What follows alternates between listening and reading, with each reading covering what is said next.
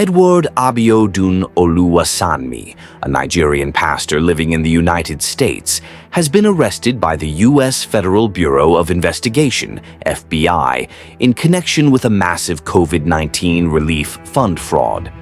Alongside an associate or assistant, Oba Joseph Oloyede, a monarch from Osun, Nigeria. Oluwasanmi, who was accused of defrauding the U.S. government of $4.2 million in Paycheck Protection Program (PPP) loans. The main or original intentions of the loan was to assist businesses impacted by the pandemic, but instead they were exploited for personal gain. This case illuminates the broader issue of fraud within U.S. emergency relief programs during the COVID-19 crisis. Oluwasanmi, a U.S.-based Nigerian pastor, was involved in one of the largest pandemic relief fraud schemes identified to date. He allegedly submitted false loan applications to the U.S. government for funds under the Paycheck Protection Program, PPP, and other COVID-19 relief programs. These funds were to help businesses affected by the pandemic, such as those facing closures or reduced revenue. But Oluwasanmi saw an opportunity and exploited the system for his personal benefit. He operated several companies like Dayspring Property Incorporated, Dayspring Holdings, and Dayspring Transportation, which he allegedly used to apply for the PPP loans. By submitting falsified documents and filled payroll numbers, the pastor secured funds that were meant to support struggling businesses. Instead of using the money to aid his companies, he reportedly diverted the funds for personal expenses. The fraudulent applications involved forged supporting materials, which helped the loans gain approval. Once the funds were released, Oluwasanmi is accused of misusing them, thus committing wire fraud and bank fraud. The U.S. District Court for the Northern District of Ohio indicted the couple on charges of conspiracy, wire fraud, and money laundering. The U.S.-based Nigerian pastor was indicted for fraud on a 13-count charge and arrested in Cleveland in April. In September 2020, Mr. Oluwasanmi did a wire transfer of about $221,880 to pay for a commercial property on South Freen Road, South Euclid in Ohio. On October 26, 2021, he wired $1 million COVID-19 funds to Dayspring Transportation, his company, brokerage account. Prosecutors already seized about $620,000 from the Nigerian pastor, but were also seeking a forfeiture of the confiscated sum and other properties acquired with the proceeds of fraud. The FBI seized $599,250 from Mr. Oluwasanmi's Dayspring Transportation account, with Fidelity Investments ending on April 5, 2024. Almost $20,000 was seized in the Nigerian pastor's Dayspring property account, ending with -3548 in KeyBank on the same day. Both Mr. Olanrewaju U.S. and Nigerian passports were confiscated to guarantee his appearance for trial. Per his bail terms, he would be rearrested if he missed any appearance at the court for his trial. Mr. Oluwasanmi and the Osun monarch's fraud cases add to the already long list of Nigerian fraudsters convicted and languishing in U.S. jails. What do you think about this follow-up as we dig deeper into it? While Oluwasanmi was the central figure in the scheme, he wasn't working alone. The FBI investigation revealed that he was connected to Oba Joseph Oloyede, a Nigerian monarch and U.S. citizen from Osun, who also played a role in the fraud. Oloyede, the Apitu of Ipetumodu, allegedly worked with Oluwasanmi to ease the fraudulent loans. Oloyede had registered 6 companies in the U.S. that he used to apply for PPP loans. His role in the scam was not limited to his own companies. He is also accused of assisting other fraudsters in securing loans, taking a cut from each loan disbursed. This connection adds an international aspect to the case, complicating legal proceedings and raising the stakes for both individuals involved.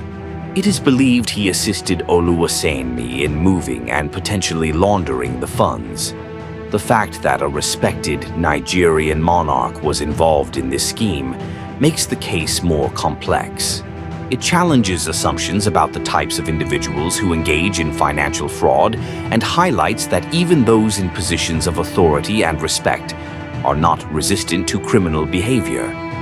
Oloyede's involvement underscores the international nature of the fraud, involving figures from Nigeria exploiting U.S. programs, and it suggests that this type of crime may be more widespread than initially thought. The fraud scheme, as revealed by the FBI, was extensive and advanced. Through his fraudulent companies, Oluwasanmi and Oloyede managed to secure millions of dollars in pandemic relief loans, with the pastor personally receiving over $4.2 million, which were meant to provide crucial financial relief to businesses struggling due to the pandemic. But instead, they were diverted into the pockets of criminals. This kind of fraud is particularly conspicuous and outrageously bad because it exploited a system that was designed to help people during a time of unprecedented global hardship. The COVID-19 pandemic caused severe economic strain, with businesses across the world facing closures, layoffs, and financial instability. The U.S. government rolled out relief programs like the PEPP to provide financial assistance to small businesses and workers. However, these programs have been plagued by fraud and abuse, with criminals taking advantage of the system's complexity and the urgency to distribute funds quickly. The FBI's investigations revealed that, in addition to the fraudulent loan applications, Oluwasanmi transferred large sums of money to various accounts in an attempt to launder the stolen funds. Over $600,000 was seized by authorities, including $599,250 from a Fidelity Investments account and an additional $20,000 from a key bank account. The case highlights how criminals can manipulate financial systems to their advantage, and it raises serious concerns about the vulnerabilities in pandemic relief programs. The FBI launched an investigation into the case and discovered significant evidence of fraud. Oluwasanmi's arrest was part of an ongoing FBI investigation into fraudulent activity related to the COVID-19 relief programs. He was indicted on charges of wire fraud, conspiracy, and money laundering, facing a potential sentence of several decades in prison. Oluwasanmi was released on a $20,000 bail, but had his U.S. and Nigerian passports confiscated to prevent him from fleeing the country. Authorities are to continue their investigation, and they have not ruled out further arrests or asset seizures as part of their effort to recover the stolen funds. In a broader context, the FBI's actions reflect the growing emphasis on cracking down on financial crime in the wake of the pandemic, particularly as more fraudulent schemes come to light. The FBI's actions highlight the ongoing efforts by U.S. authorities to combat fraud related to COVID-19 relief programs. Since the pandemic, many individuals have exploited these funds, but the federal government is taking decisive steps to bring the perpetrators to justice. What makes this case particularly interesting is the international aspect of the fraud. While the relief programs were intended to benefit US-based businesses, the criminals involved in the scheme were operating from Nigeria. This underscores how financial crimes are no longer confined to a single country. In an increasingly globalized world, criminals can exploit systems and regulations in different countries, making it harder for law enforcement agencies to track and prosecute them. The involvement of a Nigerian pastor and a Nigerian monarch shows how international figures can be involved in sophisticated financial crimes.